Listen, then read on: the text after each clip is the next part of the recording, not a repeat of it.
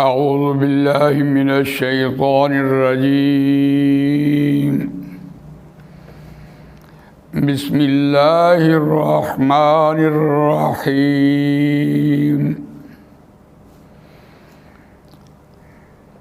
الف لام میم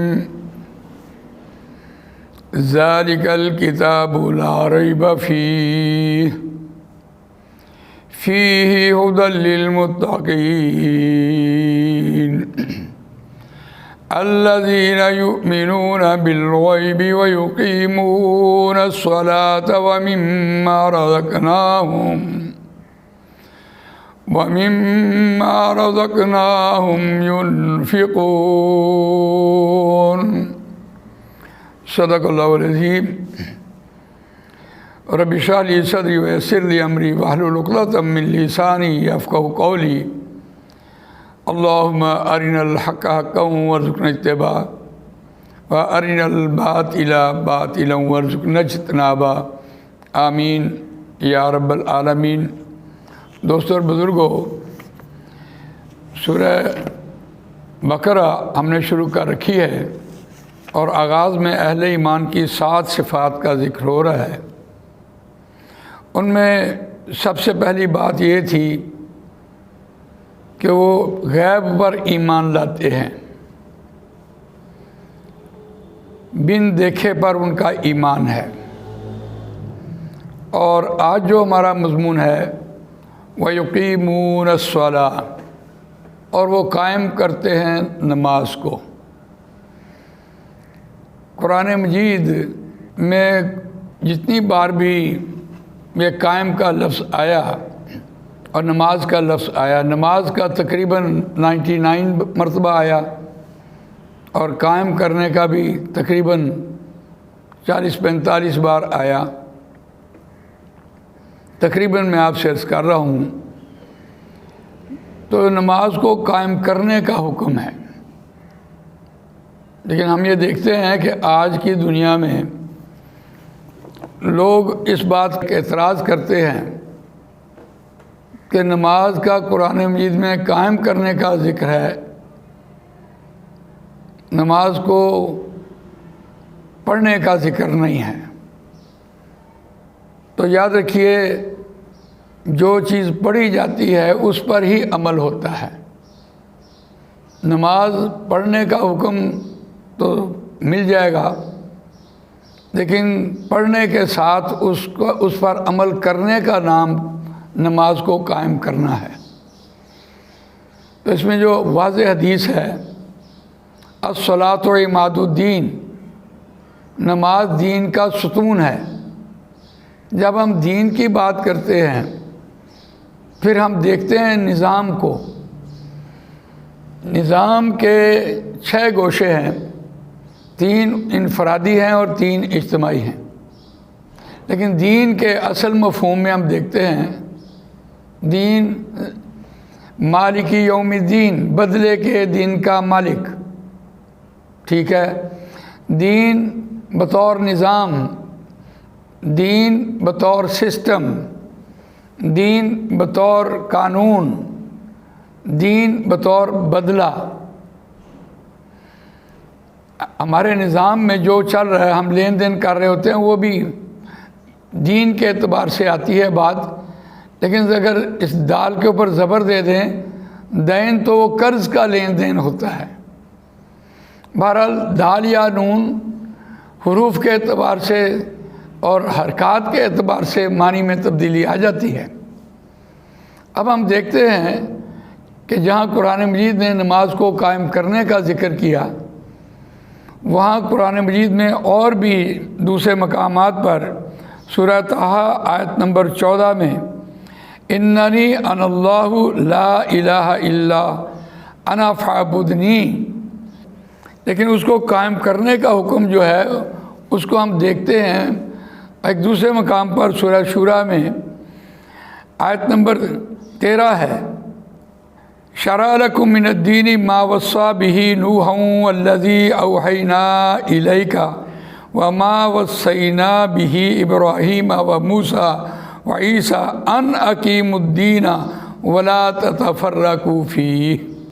یہی شریعت کے اعتبار سے واسطے تمہارے دین میں ایک طریقہ ہے جس کی وصیت کی ساتھ اس کے حضرت نوح علیہ السلام، اور ہم نے وحی کی آئے نبی صلی اللہ علیہ وسلم آپ کی طرف، اور ہم نے اس کی وصیت کی ابراہیم علیہ السلام کو اور موسیٰ علیہ السلام کو اور عیسیٰ علیہ السلام کو، ان اقیموا الدین، یہ کہ دین کو قائم کرو، دین کو کھڑا کرو، ولا تتفرقوا فیہ، اور اس میں نہ جدا ہو جاؤ، نہ تفرقہ ڈالو، نہ جدائی ڈالو۔ یہ جو قائم کرنے کے حوالے سے بات ہو رہی ہوتی ہے، اس کی مثال محترم ڈاکٹر اسرار احمد صاحب نے بہت خوبصورت دی کہ خیمہ ہے اور اس کے جو چاروں طرف اس کے قلعے لگے ہوئے ہیں، رسیاں بندھی ہوئی ہیں، اگر تیز آندھی آ جائے تو اس رسیوں کو مضبوطی سے تھام کے رکھو، اور اگر نہیں تو اس کو کھڑا کرو، درمیان میں اس کے جو ایک بانس لگتا ہے اس کو کھڑا کرنے کے لیے، تو اس خیمے کو کھڑا کرو، اور اگر کوئی آندھی آ جائے تو اس کو مضبوطی سے تھام کے رکھو۔ کھڑا کرنے سے مراد یہ ہے، دین کو قائم کرنے سے مراد یہ ہے۔ اور جب ہم اس دین کے اعتبار سے بات کرتے ہیں، 6 گوشوں کے اعتبار سے بات کرتے ہیں، تو 3 اس میں انفرادی ہیں اور 3 اس میں اجتماعی ہیں۔ اجتماعی کے اعتبار سے ہمارا معاشرتی نظام، معاشی نظام اور سماجی نظام، معاشرتی نظام، معاشی نظام اور سیاسی نظام، ان 3 گوشوں کو اجتماعی سطح پر نافذ کرنے کا نام تب یہ مکمل دین ہوتا ہے۔ جب اس دین کو نماز کے ساتھ جوڑا گیا تو اب ہم دیکھتے ہیں کہ الصلاۃ عماد الدین کیسے ہے۔ نماز جو پڑھی جاتی ہے، انسان اپنے آپ کو امام کے حوالے کرتا ہے، اور اس حوالگی میں 2 چیزیں موجود ہیں، ایک ہے امیر کی اطاعت اور ایک ہے وقت کی پابندی۔ ان الصلاۃ کانت علی المؤمنین کتاب موقوتا، یہ ہے اس کی روح۔ اور اگر ہم نماز کے بارے میں دیکھیں، نماز کو قائم کرو، تو ان الصلاۃ کانت علی المؤمنین، بے شک نماز مومنوں پر وقت مقررہ پر فرض کی گئی ہے۔ تو اس اعتبار سے ایک تو ہمارا ٹائم ٹیبل بنتا ہے، نماز ہمیں وقت کی پابندی سکھاتی ہے، اور نماز ہمیں امیر کی اطاعت سکھاتی ہے۔ میں سمجھتا ہوں کہ آج کا دور نہ کسی صحابی کا، نہ تابعی کا، نہ تبع تابعی کا، ایک عام انسان کا دور ہے، اور اللہ تعالیٰ نے امت مسلمہ کے لیے جو تربیت کا نظام رکھا ہے، اس کو دیکھتے ہیں تو وہ نماز ہے۔ ہر شخص جو ہے، نماز فرض ہے، اس نے نماز پڑھنی ہے، اور نماز تو پڑھی جاتی ہے مسجد میں، اور اس کی روح کے بارے میں میں نے جیسے ابھی آپ کو بتایا کہ حوالگی ہے، امیر کی اطاعت ہے، اور وقت کی پابندی ہے۔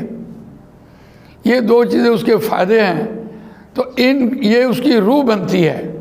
اس روح کو جب ہم اپنے معاشرے میں اپلائی کرتے ہیں تو دنیا کا کوئی بھی کام کریں، ان میں اگر وقت کی پابندی نہ کی جائے تب بھی وہ کبھی کام پروان نہیں چڑھتا، اور اگر ہم اپنے باس کی اطاعت نہ کریں تو تب بھی وہ کام پروان نہیں چڑھتا۔ تو اس اعتبار سے دیکھیے کہ دین کو قائم کرنے کے اعتبار سے نماز اس کا اولین ایک فیکٹر ہے، اور نماز فرض ہے، نماز پوچھی جانی ہے۔ اور نماز کے بارے میں لیکن یہ ہے کہ وہ جو دوزخی ہوں گے وہ بھی یہ کہیں گے کہ ہم نماز نہیں پڑھتے تھے۔ تو نماز ایک ایسا فیکٹر ہے جو ہر مسلمان کے لیے فرض ہے۔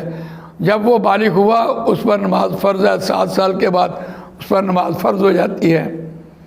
میں یہ سمجھتا ہوں کہ نماز اگر وقت کی پابندی سے مسجد میں باجماعت نماز ادا کی جائے، ویسے بھی مرد کی نماز گھر میں نہیں ہوتی۔ نبی اکرم صلی اللہ علیہ وسلم کے پاس ایک صحابی آئے اور وہ نابینا تھے۔ انہوں نے کہا یا رسول اللہ میں نابینا ہوں، میرے لیے کوئی رعایت ہو جائے گی کہ میں گھر میں نماز پڑھ لوں؟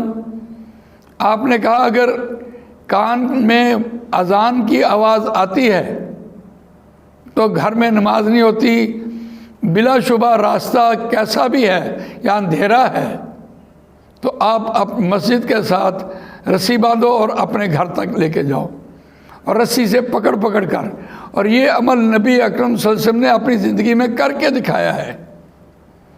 تو آج ہم کیسے، یعنی استثناءات موجود ہیں، سفر کی نماز دیکھیے اس میں رعایت موجود ہے، بیمار ہے اس کے لیے رعایت موجود ہے، لیکن کوئی عذر کے بغیر نماز جو ہے مسجد کے بغیر نہیں ہے۔ میں اس کو یوں بھی سمجھتا ہوں کہ یہ چونکہ تربیتی نظام ہے، اس لیے ہمارے ہاں آج کے معاشرے میں جتنی بھی جماعتیں بنی ہیں انہوں نے اپنی اپنی تربیت کا نظام بنایا ہے۔ بہرحال میں اگر اس بحث میں نہ جاؤں تو میں یہ ضرور کہوں گا کہ ایک محلے میں ایک مسجد ہے یا دو مسجدیں ہیں تو جہاں اذان کی آواز آئی وہاں مسجد میں جانا فرض ہے۔ اگر یہی اللہ نے ہم سے پوچھ لیا کہ جب میں نے بلایا تھا تو تم دنیا کے کام کاج میں مشغول تھے تو میری طرف کیوں نہیں آئے، تو شاید اسی سے، اس بات سے ہی ہم نہ بچ سکیں۔ میں سمجھتا ہوں مرد کی نماز تو گھر میں ہوتی نہیں، لیکن ماں جو ہے یہ اس کی رسپانسبلٹی ہے کہ وہ اپنے بیٹے کو، یعنی عورت اپنے والد کو، اپنے بھائی کو اور اپنے شوہر کو اور اپنی اولاد کو، ان چاروں کو مسجد کا پابند بنائے اور تلقین کرے تو یہ اس کی بہت بڑی نیکی ہوگی۔ میں سمجھتا ہوں جو آج کے معاشرے میں خاتون یہ عمل کر رہی ہوگی وہ بھی جنتی خاتون ہوگی۔ کہ آج ہم نے مختصر سی بات آپ کے سامنے رکھی ہے کہ دین، نماز جو دین کا ستون ہے تو وہ کیسے ہے، اس اعتبار سے نماز کی روح کو معاشرے میں اپلائی کرنا، تو پھر وہ معاشرہ جیسا پروان چڑھے گا یقیناً دین اسلام نظر آئے گا اس معاشرے میں۔ اللہ تعالیٰ سے یہ دعا ہے کہ آج ہم نے جو نماز کو قائم کرنے کے حوالے سے بات کی ہے اس پر ہمیں خود پورا کرنے کی توفیق عطا فرمائے، اور ہماری اس بات میں اللہ تعالیٰ اثر ڈال دے تاکہ جو بھی اس کو سننے والا ہے وہ اس کو اختیار کرے۔ جزاک اللہ خیر۔ سبحانک اللہم و بحمدک، نشہد ان لا الہ الا انت، نستغفرک و نتوب الیک۔